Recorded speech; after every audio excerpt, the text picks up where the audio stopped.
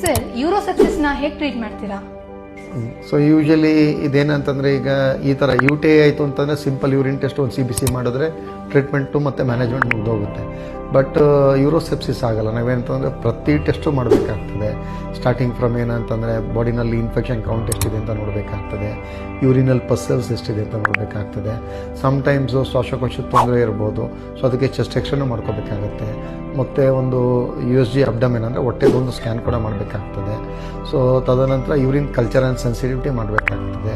ಮತ್ತು ಸೆಪ್ಸಿಸ್ ಇರೋದ್ರಿಂದ so body ಎಲ್ಲ ಆಡಿರೋದ್ರಿಂದ ಬಾಡಿಲಿ ಆ್ಯಸಿಡ್ ಬೇಸ್ಡ್ ಡಿಸಾರ್ಡರ್ಸ್ ಏನಾರು ಇದೆಯಾ ಅದನ್ನು ನೋಡ್ಕೋಬೇಕಾಗ್ತದೆ.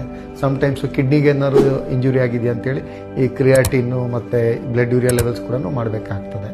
ಸೊ ಇದು ಇನ್ವೆಸ್ಟಿಗೇಷನ್ ಪಾರ್ಟ್ ಆಗುತ್ತೆ.